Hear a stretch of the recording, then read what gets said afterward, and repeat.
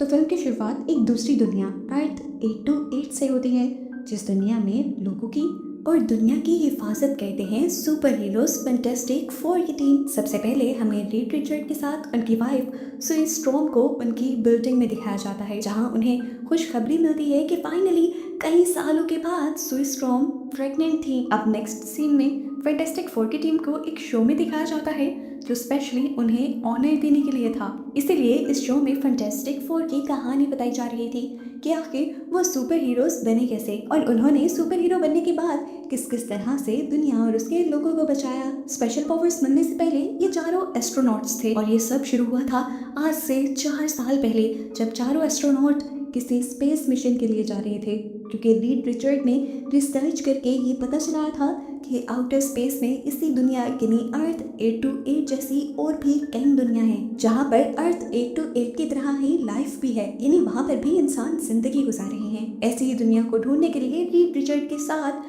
बाकी तीनों भी मिशन पर निकलते हैं और इसी मिशन के दौरान स्पेस में ही उनका बहुत बुरा एक्सीडेंट हो जाता है। उनकी शिप एक कॉस्मिक स्टॉर्म से टकरा जाती है, जिसकी वजह से टीम के चारों लोगों की बॉडीज में कॉस्मिक रेडिएशंस आ जाती हैं। इससे ये लोग मरते तो नहीं, लेकिन यही कॉस्मिक रेज इनकी बॉडी के डीएनए को ही चेंज कर देती है और ये डीएनए का बदलाव उनकी बॉडी में कुछ नई पावर्स को पैदा कर देता है। जैसा कि रीड रिचर्ड को मिलती है स्ट्रेच करने की पावर, वो अपनी बॉडी को जितना भी स्ट्रेच करें उनकी कोई हड्डी या मसल नहीं टूटेगा। सुई स्ट्रॉन्ग को पावर मिलती है अपने आप को इनविजिबल करने की और साथ ही वो अपनी माइंड की पावर से किसी भी चीज को उठा भी सकती हैं और कहीं और भी ले जा सकती हैं। सुई स्ट्रॉन्ग के भाई जॉनी स्ट्रॉन्ग को मिलती है पावर प्रोजेक्शन की पावर। वो आग को पैदा कर सकते थे, उसके साथ खेल सकते थे, उसे इस्तेमाल कर सकते थे अपने फायदे और कामों के लिए, यहाँ तक कि वो आग को मैनिपुलेट भी कर सकते थे और इसी आग को बनाते हुए अक्सर वो रॉकेट की तरह हवा में भी उड़ सकते थे। और इनकी चौथे साथी बेन ग्रिम की बॉडी में तो बहुत ज्यादा पावर आ जाती है,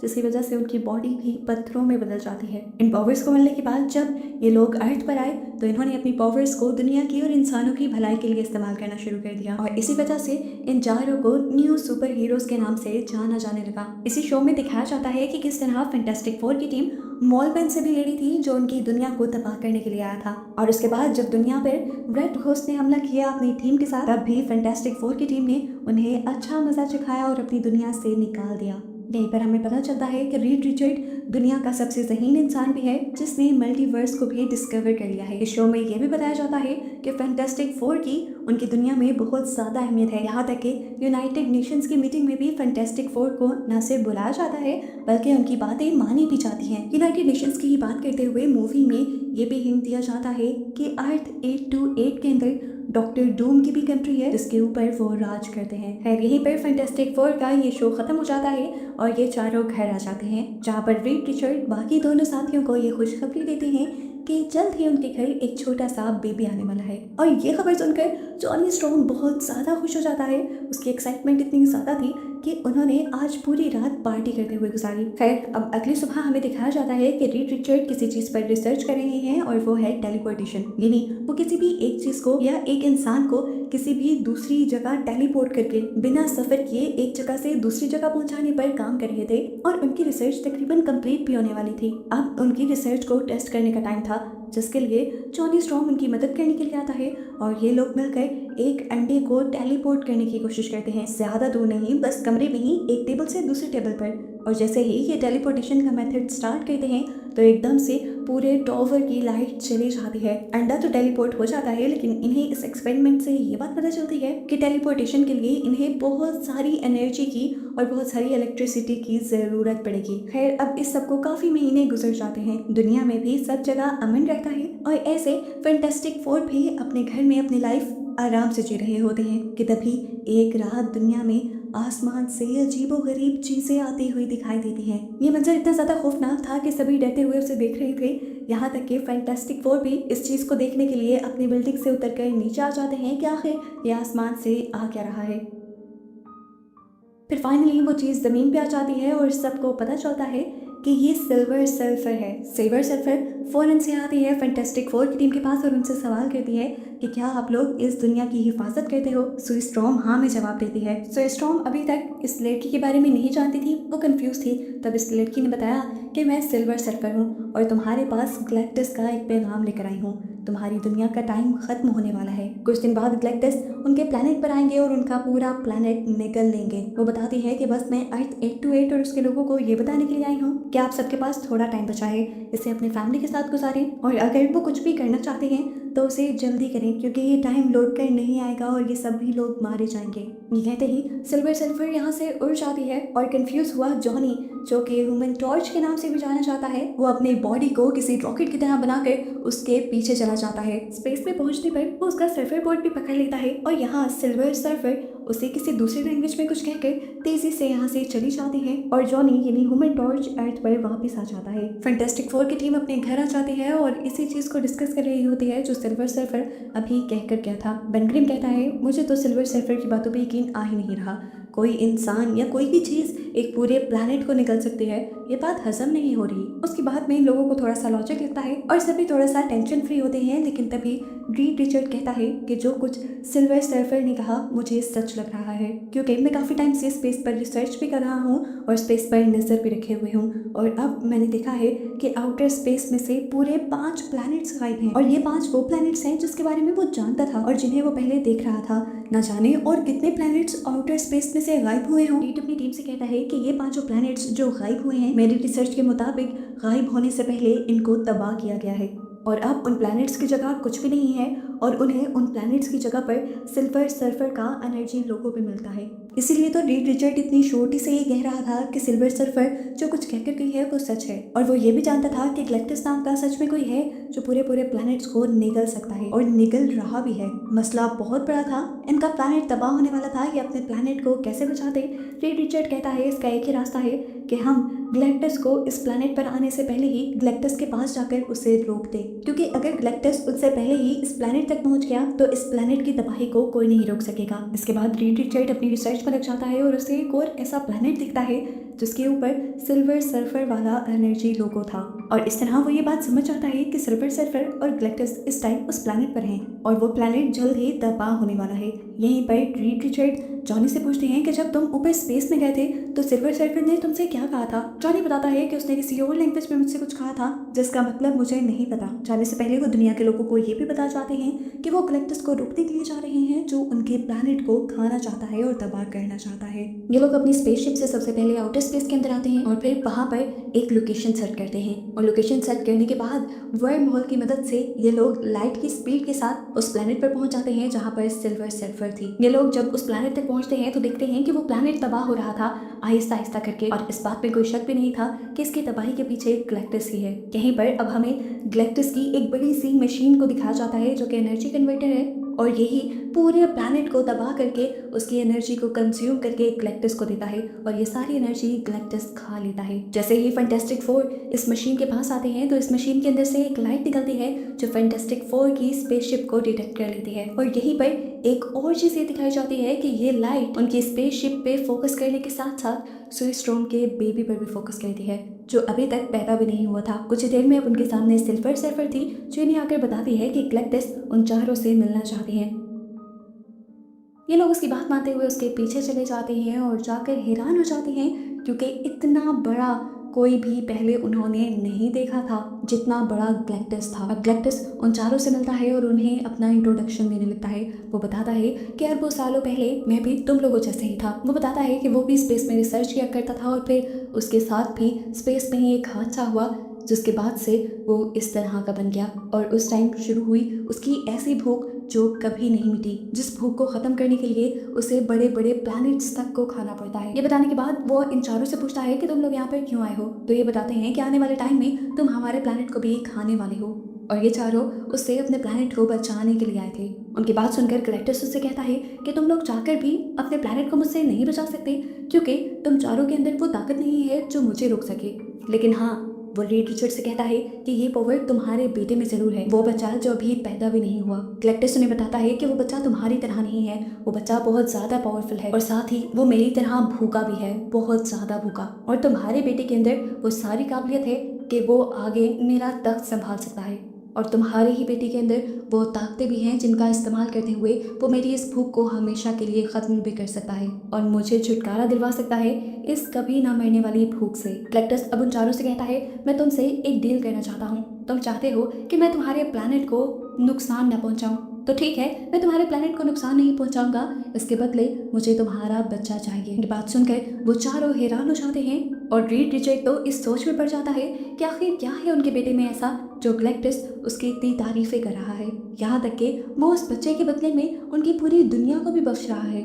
सौदा शायद बुरा नहीं था, लेकिन कोई भी अपना बेटा किसी को क्यों देता। रीड रिचर्ड और सुई स्टॉर्म अपना बच्चा गैलेक्टस को देने से इनकार कर देते हैं। उनका इनकार सुनकर गैलेक्टस को गुस्सा आ जाता है और वो अपनी पावर्स का इस्तेमाल करते हुए सुई स्टॉर्म को अपनी तरफ खींचने लग जाता है। ये देखकर जॉनी स्टॉर्म फौरन लाइट में बदल जाता है और अपनी बहन को बचाने जाता है। इसी सब के दौरान यहाँ पर उससे लड़ने के लिए सिल्वर सर्फर भी आ जाती है और वो सिल्वर सर्फर से बहुत अच्छे से लड़ता है और उसे रोकता भी है। और इस दौरान टीम के बाकी मेंबर्स जल्दी से अपनी स्पेसशिप में चले जाते हैं और आखिर सिल्वर सर्फर को हराने के बाद जॉनी भी अपनी स्पेसशिप में आ जाता है और ये चारों अपनी दुनिया में लाइट की स्पीड से वापस आने लगते हैं। और इस दौरान हम देखते हैं कि सिल्वर सर्फर भी लाइट की स्पीड से ही इनका पीछा कर रही थी। ये देखते हुए रीड समझ जाता है कि सिल्वर सर्फर ऐसे तो उसका पीछा नहीं छोड़ने वाली।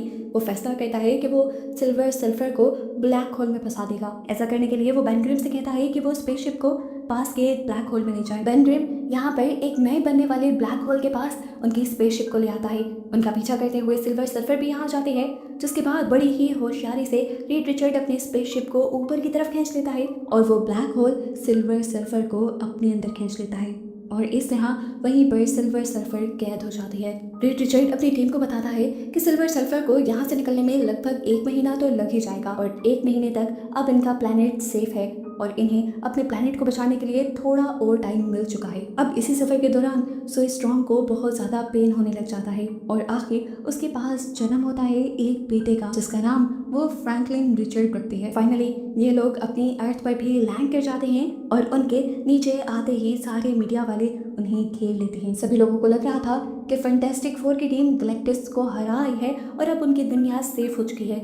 यहाँ पर ये लोग उनसे ये तो पूछते ही नहीं कि वो गैलेक्टस से लड़े भी हैं या नहीं। पूरी दुनिया को उन पर इतना भरोसा था कि वो बस उनसे ये सवाल कर रहे थे कि आपने गैलेक्टस को हराया कैसे। हालांकि ये लोग तो अभी तक गैलेक्टस को हरा कर आए ही नहीं थे। ये सारे सवाल सुनते हुए हार मानते हुए रीड रिचर्ड उन्हें ये सब सच बता देता है कि वो लोग गैलेक्टस को हरा कर नहीं आए। वो ये भी सच बता देता है कि गैलेक्टस ने उनके सामने एक शर्त रखी थी कि वो उसके पूरे प्लेनेट को बख्श देगा अगर वो लोग अपना बच्चा गैलेक्टस को दे दें। लेकिन रीड रिचर्ड और सुई स्ट्रॉन्ग इस डील से इनकार कर रहे हैं। ये सुनकर सभी लोग गुस्से में आ जाते हैं कि इन दोनों को अपना बच्चा इस पूरी दुनिया और इनके लोगों से ज़्यादा प्यारा है। सभी लोग ये बात समझ गए थे कि जल्द ही गैलेक्टस उनकी दुनिया पे आएगा और उनकी दुनिया को निगल जाएगा। सभी लोग अब गुस्सा करके रीड से पूछने लग जाते हैं कि आखिर तुमने अपना बच्चा उसे क्यों नहीं दिया। तुम्हारे एक बच्चे के बदले हम सब लोगों की जान बचाती। लेकिन रीड इस बात का कोई जवाब नहीं देता और फैंटास्टिक फोर की टीम को लेकर अपने घर वापस चला जाता है। सीन कट होकर दिखाया जाता है कि अब 1 महीने का टाइम तो गुजर चुका था। सिल्वर सर्फर भी ब्लैक होल की कैद से बाहर निकल आई थी और वो गैलेक्टस को जाकर बताती है कि वह उन चारों को पकड़ने में नाकाम रही। यहाँ पर गैलेक्टस उससे कहता है जो भी हो जाए तुम्हें वहाँ जाना पड़ेगा और मुझे अब उनका प्लैनेट नहीं बल्कि उनका बच्चा चाहिए, क्योंकि उसके बच्चे के अंदर बहुत ज़्यादा पावर्स हैं, ऐसी पावर्स हैं जिसके बारे में कोई सोच भी नहीं सकता और वही बच्चा मुझे मेरी भूख से छुटकारा दिलवा सकता है। ये बात करते ही गैलेक्टस और सिल्वर सर्फर अर्थ 828 की तरफ बढ़ने लग जाते हैं और यहाँ रीड रिचर्ड को भी ये खबर मिल जाती है कि अब गैलेक्टस उनके प्लैनेट तक पहुंच रहा है। रीड रिचर्ड ये जान गया था कि दुनिया को बचाने के लिए उसके पास सिर्फ कुछ दिनों का वक्त रह गया है, जबकि अब पूरी दुनिया के लोग भी फैंटास्टिक फोर को बुरा भला कहने लगे हैं। सब लोग उनके पुतले बना बना कर जला रहे हैं क्योंकि सब लोगों को लगता है कि फैंटास्टिक फोर बहुत ज़्यादा खुदगर्ज है और वो दुनिया को बचा नहीं रही। लोग सड़कों पर उनके पुतले चलाते हैं, शोज में उन्हें बुरा भला कहा जाता है, यहाँ तक कि कुछ लोग तो धरना देकर उनकी बिल्डिंग के बाहर भी बैठ जाते हैं। सब लोगों की बस यही मांग थी कि वो अपना बच्चा गैलेक्टस को दे दें और इस दुनिया को बचा लें। आखिर इन चीज़ों से थकी हुई सुई स्ट्रॉन्ग नीचे उतर आती है और अपनी चुप को तोड़ देती है। वो अपने बच्चे को साथ लेकर आई थी और सब लोगों से कहती है कि देखो ये मेरा बेटा है, मेरी फैमिली है और मैं अपनी फैमिली को किस तरह उसके हवाले कर दूं। लेकिन याद रखो जिस तरह ये बच्चा मेरी फैमिली है, आप सब लोग भी मेरी फैमिली हैं और मैं अपनी फैमिली को किसी भी तरह से नुकसान से गुजरने नहीं दूंगी। वो सभी लोगों से कहती है आप लोग बिल्कुल टेंशन ना लें, फैंटास्टिक फोर की टीम मिलकर न सिर्फ आप लोगों को बचाएगी बल्कि हम अपने बच्चे को भी बचा लेंगे। और हम सभी मिलकर उस दुश्मन को यानी गैलेक्टस को हराएंगे। इस लड़ाई को हम सब लोग एक साथ एक फैमिली की तरह लड़ेंगे। सो स्ट्रॉम की ये बातें सुनकर दुनिया एक और मर्तबा फैंटास्टिक फोर पर बिलीव करने लग जाती है और उनका बहुत सारा गुस्सा कम हो जाता है। इन्हीं बातों के दौरान दूसरी तरफ हम देखते हैं कि रीड रिचर्ड अभी भी इसी चीज पर रिसर्च कर रहा था कि गैलेक्टस को रोका कैसे जाए। उसे याद आता है कि उसने एक अंडे को टेलीपोर्ट कर लिया था सक्सेसफुली, यानी उसकी टेलीपोर्टेशन वाली टेक्नोलॉजी बिल्कुल ठीक थी। उसे आइडिया आता है कि क्यों ना वो अपनी पूरी दुनिया को ही टेलीपोर्ट कर दे, यानी अपने प्लैनेट को ही टेलीपोर्ट करके किसी ऐसे यूनिवर्स के अंदर भेज दे जहाँ पर उनका ये प्लैनेट सेफ रह सके। अब क्योंकि ये लोग अपना एड्रेस ही बदल देंगे तो गैलेक्टस उन तक पहुंच भी नहीं पाएगा और उनकी दुनिया को तबाह भी नहीं कर पाएगा। रीड का प्लान पूरी टीम को अच्छा लगता है और पूरी टीम उसका साथ देने में तैयार हो जाती है। लेकिन जैसा हमें पहले पता है कि एक अंडे को ही टेलीपोर्ट करने में पूरी बिल्डिंग की एनर्जी लगी थी, तो पूरा प्लैनेट तो टेलीपोर्ट करने में बहुत ज़्यादा इलेक्ट्रिसिटी लगने वाली थी। और साथ ही साथ इस टेलीपोर्टेशन को पूरा करने के लिए उसे दुनिया भर में बहुत सारे ब्रिजेस भी बनाने पड़ेंगे, जो सारे ब्रिजेस असल में मिलकर काम करेंगे टेलीपोर्टेशन की टेक्नोलॉजी को पूरा करने के लिए, और इन्हीं की मदद से अर्थ को टेलीपोर्ट कर दिया जाएगा।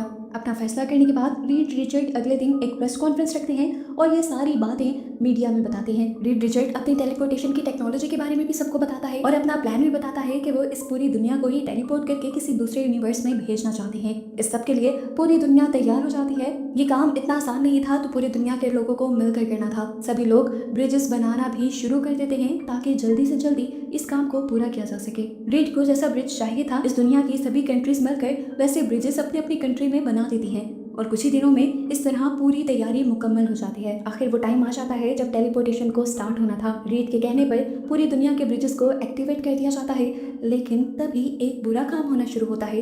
ये सारे ब्रिजेस टूटने लग जाते हैं। रीड रिचर्ड बहुत ज़्यादा परेशान हो जाता है क्योंकि इस तरह तो उसका प्लान फेल हो रहा था। वो देखता है कि आखिर इन ब्रिजेस के टूटने की वजह क्या है और इन्हें पता चलता है कि सिल्वर सर्फर इस दुनिया में आ चुकी है और वो ही इन सारे ब्रिजेस को तोड़ रही है, क्योंकि सिल्वर सर्फर को इनका ही प्लान पता चल गया था और वो नहीं चाहती थी कि ये लोग अपने इस प्लैनेट को किसी दूसरे यूनिवर्स में शिफ्ट कर दें। सारे ब्रिजेस को तबाह करने के बाद एक ही ब्रिज बचता है, जो था फैंटास्टिक फोर की बिल्डिंग के बिल्कुल पीछे वाला। इस वाले ब्रिज को बचाने के लिए यहाँ पर ह्यूमन टॉर्च यानी जॉनी आगे बढ़ता है और हवा में ही सिल्वर सर्फर को रोक देता है और वहाँ पर कुछ आवाज़ें चला देता है जिनमें एकदम से सिल्वर सर्फर घूम जाती है। अब जॉनी उससे कहता है, ये सारी आवाज़ें तुम्हें तो समझ आ ही रही होंगी, ये तुम्हारे प्लैनेट के ही लोगों की आवाज़ें हैं और ये वही सारी लैंग्वेजेस हैं जो तुम्हारे प्लैनेट पर बोली जाती हैं। वो कहता है कि मैं जान चुका हूँ तुम्हारा असली नाम शालाबाल है और मैं ये भी जान गया हूँ कि हर प्लैनेट की तरह गैलेक्टस तुम्हारे भी प्लैनेट को निगलने के लिए आया था और तुमने अपने प्लैनेट को ही बचाने के लिए उसके साथ सौदा किया। तुमने उसके असिस्टेंट बनने का फैसला किया, जिसके बदले तुमने उससे वादा किया कि वो तुम्हारे प्लैनेट को कुछ नहीं करेगा। गैलेक्टस ने तुम्हारी बात मान ली। गैलेक्टस ने तुम्हें कॉस्मिक पावर्स दी, जिसके बाद से तुम गैलेक्टस के लिए वो प्लैनेट्स ढूंढती हो जिसे वो खा सके और उसके बदले वो तुम्हारे प्लैनेट को छोड़ दे। ऐसा करके तुमने अपनी फैमिली और अपने प्लैनेट को तो बचा लिया, लेकिन तुमने अपने अंदर की इंसानियत को मार दिया। अब जॉनी उसे और भी बहुत सारी आवाज़ें सुनाता है जो उसके प्लैनेट के लोगों की नहीं थी, बल्कि उन प्लैनेट्स के लोगों की थी जिन प्लैनेट्स को शालाबाल ने गैलेक्टस के हाथों ख़त्म करवा दिया था। वो कहता है कि देखो और सुनो, इन आवाज़ों में कितना दुख है। इन प्लैनेट्स को तुम तबाह करवा चुकी हो, जैसे अब तुम हमारे प्लैनेट को तबाह करवाने आई हो। वो बताता है कि तुमने गैलेक्टस के हाथों अपना प्लैनेट तो बचा लिया और उसके बदले तुम अब हमारे प्लैनेट को तबाह करवाना चाहती हो, लेकिन मैं भी तुम्हारा ये प्लान कामयाब नहीं होने दूंगा, क्योंकि जैसे वो प्लैनेट तुम्हारा घर था इसी तरह ये प्लैनेट हमारा घर है। इस टाइम हम देखते हैं कि सिल्वर सर्फर को जॉनी की बातें सुनकर बहुत ज़्यादा दुख हो रहा था। उसे एहसास हो रहा था कि उसने जो कुछ आज तक किया अपने प्लैनेट को बचाने के लिए वो गलत किया। इसलिए वो अब जॉनी से कहते हैं कि कुछ ही देर में गैलेक्टस यहाँ पर पहुँचने वाला है। आते ही वो तुम्हारे प्लैनेट को भी डिस्ट्रॉय कर देगा और तुम्हारी बहन के बेटे को भी ले लेगा, और मैं चाहकर भी उसे रोक नहीं पाऊंगी क्योंकि मुझ में भी इतनी ताकतें नहीं है। मैं नहीं जानती कि तुम इस प्लैनेट को बचा सकते हो कि नहीं, लेकिन मैं इतना जरूर जानती हूँ कि तुम्हें इतना मौका ज़रूर मिल रहा है कि तुम अपनी फैमिली को लेकर यहाँ से कहीं जा सकते हो और गैलेक्टस से अपने आप को बचा सकते हो। ये बातें सुनकर अब जॉनी अपनी बिल्डिंग में वापस आ जाता है जहाँ पर रीड रिचर्ड पहले से ही उसका वेट कर रहा था। उसके पास पूरी दुनिया से कॉल्स आ रही थी कि उसका प्लान फेल हो गया है और अब क्या होगा। काफी लोग तो ये पूछ रहे थे कि दुनिया कब टेलीपोर्ट होगी। सभी लोग बहुत ज्यादा परेशान थे, प्लान फेल हो चुका था। वो अब सभी लोगों को कॉन्फ्रेंस कॉल करके कहता है कि हमें गैलेक्टस से दूर नहीं जाना, बल्कि गैलेक्टस को अपने करीब आने देना है। किसी को भी उसकी बातें समझ नहीं आ रही थी, तो वो सबको समझाता है कि अब हमें अपने प्लैनेट को नहीं बल्कि गैलेक्टस को टेलीपोर्ट करना है। वो बताता है कि प्लान चेंज करने की वजह यह है कि सारे ब्रिजेस टूट चुके हैं और अब हमारे पास इतना टाइम भी नहीं है कि हम उन ब्रिजेस को रिपेयर कर सकें। सारे ब्रिजेस रिपेयर हुए बगैर ये प्लैनेट तो यहाँ से कहीं नहीं जा सकता, लेकिन हाँ गैलेक्टस जरूर जा सकता है, सिर्फ एक ब्रिज के जरिए जो अभी भी बच गया है। अब सबका ये सवाल था कि गैलेक्टस इस वाले ब्रिज तक आएगा क्यों? तो रीड उसे कहता है कि वो अपने बेटे को एक ट्रैप के तौर पे इस्तेमाल करेगा। वो अपने बेटे को उस ब्रिज के पास लेकर जाएगा और जैसे ही गैलेक्टस उसके बेटे को लेने के लिए यहाँ आएगा तो वो ब्रिज को एक्टिवेट करके उसे टेलीपोर्ट कर देगा और इस तरह गैलेक्टस टेलीपोर्ट होकर किसी दूसरे यूनिवर्स में चला जाएगा और इस तरह इनकी जान गैलेक्टस से हमेशा के लिए बच जाएगी। सभी लोगों को रीड का ये भी प्लान अच्छा लगता है और वो उसके इस नए प्लान के लिए तैयार हो जाते हैं, लेकिन इनके इस प्लान को पूरा करने के लिए अब जरूरी था कि उनका पूरा शहर खाली हो, क्योंकि गैलेक्टस की टेलीपोर्टेशन में जितनी पावर लगनी थी उसके असर में यहाँ इस शहर में भी बहुत सारी तबाही होनी थी। शहर के लोगों की सिक्योरिटी भी जरूरी थी, इसीलिए सोई स्ट्रॉन्ग एक और आदमी मॉल मैन से मिलती है जिसकी अंडरग्राउंड बहुत बड़ी फैसिलिटी थी और वो शहर के सभी लोगों को वहां पर सेव करवा देती है। ऐसे शहर तैयार हो जाता है गैलेक्टस की टेलीपोर्टेशन के लिए। अब अगली सुबह होती है और प्लान के मुताबिक गैलेक्टस अर्थ 828 पर आ जाता है। जाहिर सी बात थी कि वो यहाँ पर रीड के बेटे को लेने के लिए आया था, तो वो उसे ढूंढने लग गया और उसे रीड का बेटा मिला उसी ब्रिज पर जो कि टेलीपोर्टेशन ब्रिज है। जैसे ही गैलेक्टस बच्चे की तरफ बढ़ने लगता है वैसे ही फैंटास्टिक फोर की टीम उस पर हमला करके उसका ध्यान भटका देती है और पीछे से रीड अपने बच्चे को उठाकर वहाँ पर एक गुड़िया रख देता है। ये लोग बस अब इंतजार कर रहे थे कि कब गैलेक्टस उस ब्रिज के अंदर पाँव रखेगा, लेकिन गैलेक्टस भी बहुत होशियार था। उसे भी पता था कि ये लोग उसे ट्रैप करने के लिए कुछ तो करेंगे, इसीलिए वो ब्रिज पर जाने से पहले दोबारा उसे स्कैन करता है और उसे पता चल जाता है कि यहाँ पर रीड का बेटा नहीं है, रीड का बेटा तो उस बिल्डिंग के अंदर है जो असल में फैंटास्टिक फोर का घर है। इसीलिए वो अब ब्रिज की तरफ बढ़ने के बजाय फैंटास्टिक फोर की बिल्डिंग की तरफ बढ़ने लग जाता है और रास्ते में फैंटास्टिक फोर की पूरी टीम उसके ऊपर हमला करती है, लेकिन वो चुटकियों में इन सारे हमलों से बच भी जाता है और उनको हरा भी देता है। जिसके बाद वो बिल्डिंग में हाथ डालकर फ्रैंकलिन को निकाल लेता है और वहां से जाने लगता है। अब क्योंकि सू स्ट्रॉन्ग का बेटा उसके हाथ में था तो सू स्ट्रॉन्ग को बहुत ज्यादा गुस्सा आ गया और फिर अपनी सारी पावर्स का इस्तेमाल करते हुए वो गैलेक्टस को उठाकर उस ब्रिज की तरफ ले आई। ये देखते हुए रीड रिचर्ड भी एक्टिव हो जाता है और सबसे पहले अपनी टेलीपोर्टेशन डिवाइस को एक्टिवेट कर देता है और फिर स्ट्रेच होते हुए अपने बेटे को भी उसके हाथ से ले लेता है। जिसके बाद हम देखते हैं कि यहाँ पर एक पोर्टल खुल जाता है जिसके अंदर गैलेक्टस टेलीपोर्ट होने लगा था। अब यहाँ पे दिखाया जाता है कि टेलीपोर्टेशन वाला पोर्टल 37 सेकंड तक खुला हुआ था और इतनी देर में गैलेक्टस उसमें से बाहर भी निकलने लगा था, यानी वापस अर्थ 828 पर आने लगा था। अब ये लोग परेशान हो जाते हैं कि ये लोग किसकी ताकत का इस्तेमाल करेंगे उसे वापस भेजने के लिए, और तभी यहाँ पर सिल्वर सर्फर एंट्री करती है और अपनी पूरी ताकत से गैलेक्टस को धक्का दे देती है। अपनी पूरी फोर्स लगाने की वजह से सिल्वर सर्फर भी उसी पोर्टल के अंदर चली जाती है और आखिर वो पोर्टल बंद हो जाता है, जिसकी वजह से गैलेक्टस के साथ साथ सिल्वर सर्फर भी किसी दूसरे यूनिवर्स में टेलीपोर्ट हो जाती है और इस तरह फैंटास्टिक फोर की दुनिया सेफ रह जाती है।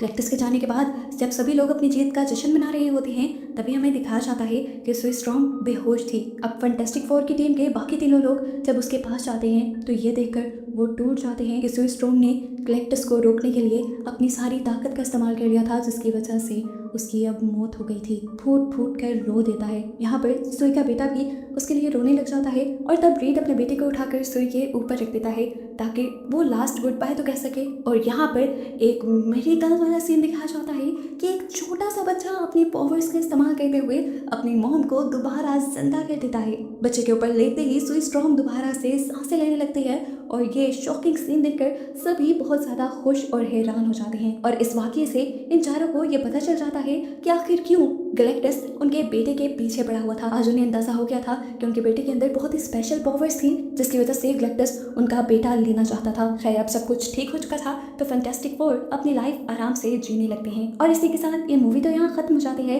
लेकिन हमें मूवी का एक मिड क्रेडिट सीन भी दिखाया जाता है। काफी साल गुजर जाते हैं और हमें दिखाया जाता है कि सुई स्ट्रॉन्ग अपने बेटे के साथ बैठी थी। वो लोग बुक रीडिंग कर रहे थे और जैसे ही सुई स्ट्रॉन्ग एक दूसरी बुक लेकर यहाँ आती है तो ये देखकर हैरान हो जाती है कि उसके बेटे के पास कोई आदमी बैठा हुआ था। ये कौन था ये तो नहीं दिखाया जाता, लेकिन इसकी गाउन से ये अंदाजा लगाया जा सकता है कि ये डॉक्टर डूम है और ये यहाँ क्या कर रहा है।